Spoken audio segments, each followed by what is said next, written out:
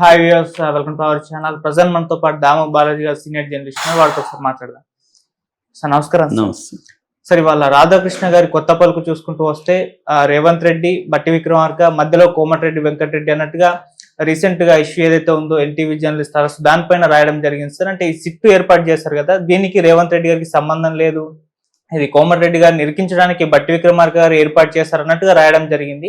అసలు ఈ కొత్త పలుకుని ఎలా అర్థం చేసుకోవాలి, మళ్ళీ దాంట్లో ఏముంది, సో ఈ ప్లాన్ ఏ విధంగా చూడొచ్చు అంటారు? మామూలుగా బాలగోపాల్ కొటేషన్ ఉంటుంది, అదేంటంటే ఉండాల్సిన హక్కులు ఏంటి, ఉన్న హక్కులు ఏంటి, ఉండాల్సిన హక్కులు లేనందువల్ల ఉన్న హక్కులు అమలవుతాయి అని ఆయన అంటుంటాడు. అంటే ఉండాల్సిన హక్కులు ఏంటి, ఉన్న హక్కులు ఏంటి, ఉండాల్సిన హక్కులు లేకపోవడం వల్ల ఉన్న హక్కులు కూడా అమలవుతాయా అనేది ఆయన చెప్పిన కొటేషన్. దాన్ని రాధాకృష్ణ కొత్త పలుకు అమలు చేస్తే చెప్పాల్సిందేంటి, చెప్పిందేంటి, చెప్పాల్సింది చెప్పకపోవడం వల్ల చెప్పిన దాంట్లో విశ్వసనీయత ఉందా అనేది మనకి ఎప్పుడు కూడా డౌటే. రాధాకృష్ణ కొత్త పలుకులో ప్రతిసారి కూడా చెప్పాల్సింది వదిలేసి ఆయన వేరే చెప్తాడు, అది చెప్పిన దాంట్లో విశ్వసనీయత ఎంత అనేది ఎప్పటికీ డౌటే. ఇప్పుడు దీంట్లో కూడా కొత్త కథనం ఆయన చేశాడు. ఇది ఇంట్రెస్టింగ్ కథనం. ఇదేంటంటే మనకు తెలుసు, కోమటిరెడ్డి వెంకటరెడ్డికి ఒక మహిళా ఐఏఎస్ అధికారికి మధ్య అఫైర్ ఉన్నట్టుగా ఇండైరెక్ట్ గా ఎన్టీవీ ఒక కథనాన్ని ప్రసారం చేసింది. దాని తర్వాత సారీ కూడా చెప్పింది. అయినా కూడా సిట్టు ఏర్పడింది దీని మీద. ఈ సిట్టు సజ్జనార్ ఆధ్వర్యంలో ఏర్పడి ఎన్టీవీ జర్నలిస్టులు దొంతు రమేష్ మిగతా ఇద్దరిని అరెస్ట్ చేశారు. అయితే కోర్టు ముగ్గురికి కూడా బెయిల్ ఇచ్చేసింది. సో ఇది ఎన్టీవీ ఎందుకు చేసింది, తర్వాత దీని వెనక ఏ రాజకీయాలు ఉన్నాయి అనే విషయంలో బీఆర్ఎస్ ఏం చెప్పిందంటే, ఇదంతా కూడా రేవంత్ రెడ్డి ఆడిస్తున్నాడు. రేవంత్ రెడ్డికి నరేంద్ర చౌదరి ఫ్రెండే. గతంలో నరేంద్ర చౌదరి ఇంటికి, అంటే ఎన్టీవీ ఓనర్ నరేంద్ర చౌదరి ఇంటికి రేవంత్ రెడ్డి వెళ్ళాడు. ఆ మధ్య కూడా వాళ్ళు భక్తి కండక్ట్ చేస్తే దానికి కూడా రేవంత్ రెడ్డి భార్య సమేతంగా వెళ్ళాడు. కాబట్టి క్లియర్గా తనకి ఇబ్బందిగా ఉన్న 5 మంది మంత్రుల్ని రేవంత్ రెడ్డి టార్గెట్ చేస్తున్నాడు. అందులో భాగంగానే రేవంత్ రెడ్డి కథనాన్ని వేయించాడు. ఉత్తుత్తి అరెస్టులు, ఉత్తుత్తి సిట్టు రేవంత్ రెడ్డి ఏర్పాటు చేశాడు. అందుకనే కేసు కూడా బలంగా పెట్టలేదు, బెయిల్ ఇమీడియట్గా వచ్చేసింది అనేది బీఆర్ఎస్ కథనం. ఇప్పుడు దీనికి కౌంటర్గా రాధాకృష్ణ తన ఆంధ్రజ్యోతిలో ముందుగా ఒక కథనాన్ని అయితే ప్రదర్శించారు. ఆ కథనం ఏంటంటే, ఈ బొగ్గు కుంభకోణం ఇదంతా ముందుగా ఒకటి వచ్చింది వార్త వచ్చిన మరుసటి రోజు, అంటే నిన్న వార్త వచ్చింది, ఈ రోజేమో కొత్త పలుకు రాశాడు. అంటే ముందుగా గ్రౌండ్ ప్రిపేర్ చేసి జనాల్ని ఈరోజు తను చెప్పదలుచుకున్న దీన్ని బయటికి తీసుకొచ్చారు. సో అసలు ఈ కొత్త పలుకులో ముందుగా ఏముంది, ఏమి లేదు, తర్వాత ఆయన చెప్పదలుచుకుంది ఏమిటి, ఆయన ఎవరిని కాపాడదలుచుకొని కొత్త పలుకు రాశాడు, ఈ విషయాల గురించి మనం చూద్దాం. సో కొత్త పలుకులు ఏముందంటే, అసలు ఈ కథనం రావడం వెనక ప్రధాన కారణం వ్యాపారం ఉందనేది ఆయన చెప్పాడు. ఎందుకు ఎన్టీవీలో కోమటిరెడ్డి వెంకటరెడ్డిని టార్గెట్ చేశారంటే, దీని వెనక వ్యాపార ప్రయోజనాలు ఉన్నాయి. ఎవరి వ్యాపార ప్రయోజనాలు? ఉప ముఖ్యమంత్రి బట్టి విక్రమార్క, తర్వాత నరేంద్ర చౌదరి అల్లుడు. నరేంద్ర చౌదరి అల్లుడికి ఒక కంపెనీ ఉంది, అలాగే బట్టి విక్రమార్క ఉంది. వీళ్ళిద్దరూ కలిసి ఒక బొగ్గు గనుల కాంట్రాక్ట్ను పొందాలనుకున్నారు.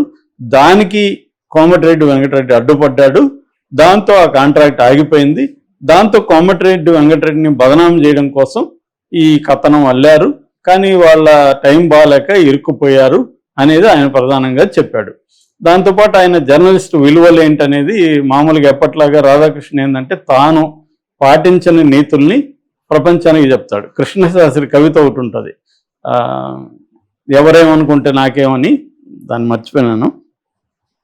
నవ్వి పోదురుగాక నాకేటి సిగ్గు, నా ఇచ్చయ్యేగాక నాకేటి వెరపు అని ఒక కవిత ఉంటుంది. సో అలాగా కొంతమంది జర్నలిస్టులు వాళ్ళు ఫాలో కాకపోయినా మనకి నీతులు చెప్తుంటారు.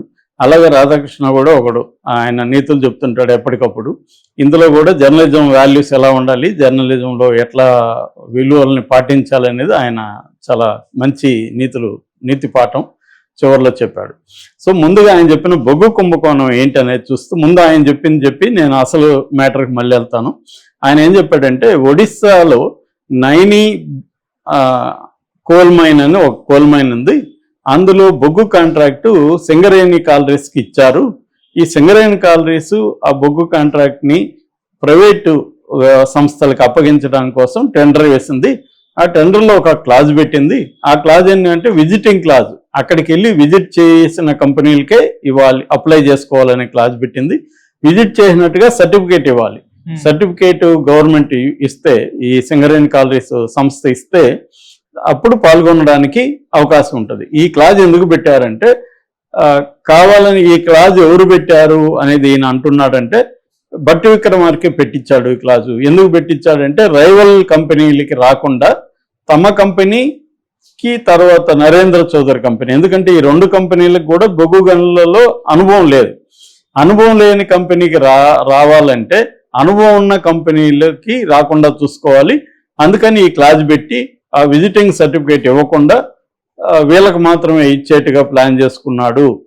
అయితే ఇది నిజానికి బీఆర్ఎస్ ప్రభుత్వం ఉన్నప్పుడే, అప్పుడు అదానిని ముందు పెట్టి ప్రతిమా శ్రీనివాస్ కంపెనీకి బీఆర్ఎస్ ఈ కాంట్రాక్ట్ ఇవ్వాలని ట్రై చేసింది. అప్పుడు కోమటిరెడ్డి తన తమ్ముడు అనిల్ రెడ్డికి ఒక కంపెనీ ఉంది, అది సుసి హైటెక్ కంపెనీ. ఈ సుసి హైటెక్ కంపెనీకి అనుభవం ఉంది బొగ్గు దీంట్లో. అప్పుడు ఈ తన కంపెనీని పాల్గొనకుండా తన కంపెనీని ఇబ్బంది పెడుతూ ఈ ప్రతిమా శ్రీనివాస్కి బీఆర్ఎస్ ఇస్తుంటే, అప్పుడు ఎంపీగా ఉన్న కోమటిరెడ్డి చాలా పెద్ద ఎత్తున పోరాటం చేశాడు నేషనల్ వైడ్ గా. ఆ పోరాట ఫలితంగా ఆ కాంట్రాక్ట్ ఆగిపోయింది. ఇప్పుడు ఈ గవర్నమెంట్ వచ్చినాక మళ్ళీ అది స్టార్ట్ అయింది. మళ్ళీ ఇప్పుడు తన తమ్ముడికి కంపెనీకి ఇవ్వకుండా ఈ బట్టి విక్రమార్క తర్వాత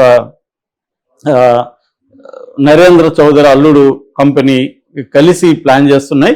మేఘా కృష్ణారెడ్డి కంపెనీని కూడా దించారు నామకే వస్తే. సో దీన్ని ఇప్పుడు తన తమ్ముడికి రాకుండా అడ్డుకుంటున్నారు కాబట్టి ఆయన మళ్ళీ పోరాటం మొదలు పెట్టాడు.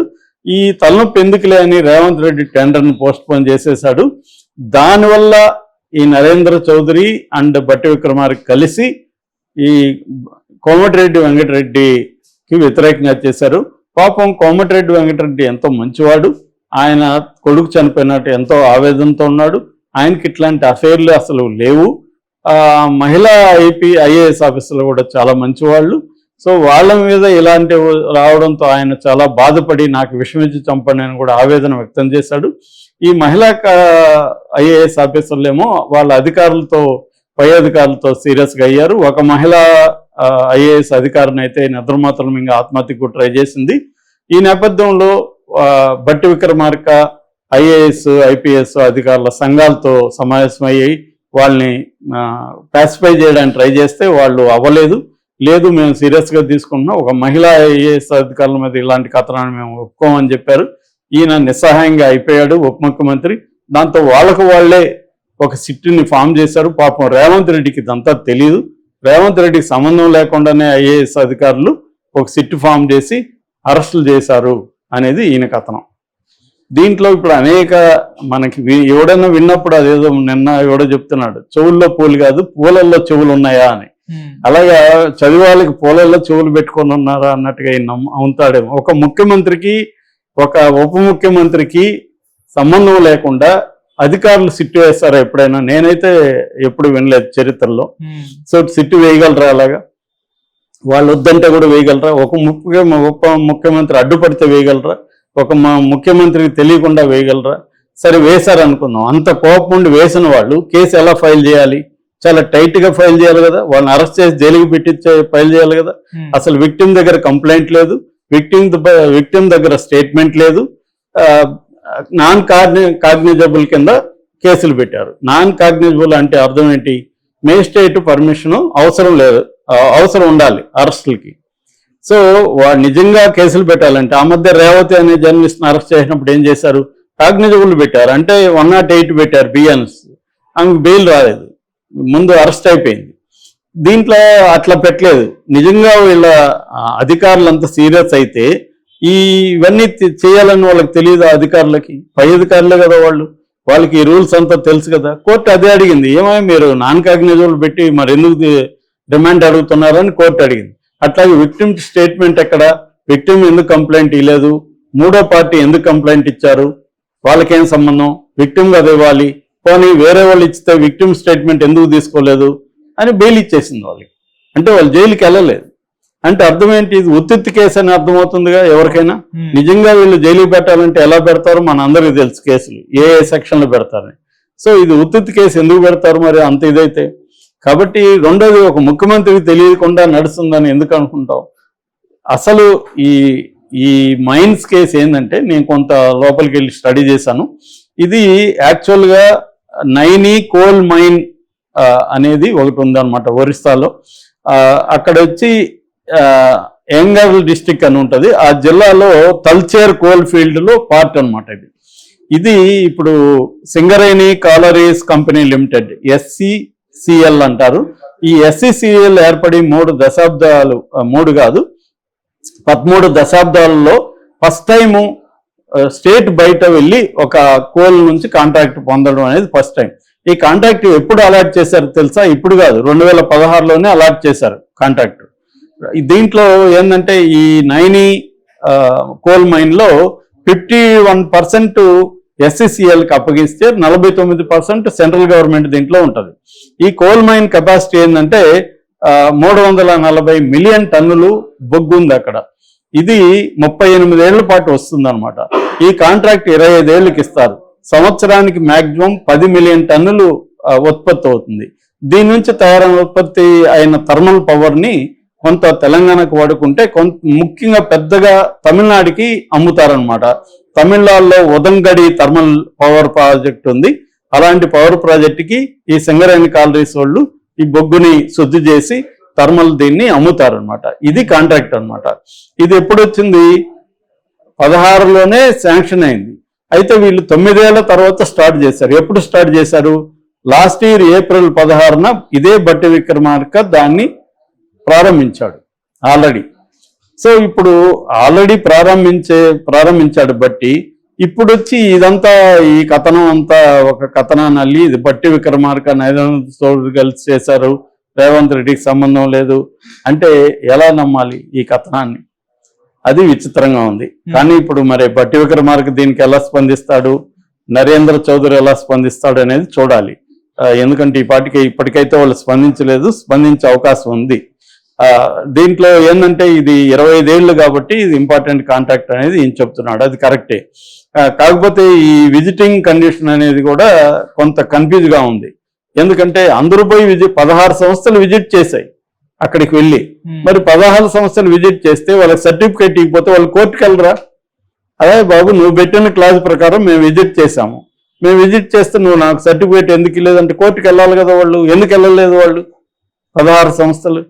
మరి వెళ్తే ఎందుకు కోర్టు వెళ్ళుంటే అసలు ఇది జరిగేది కాదు కదా.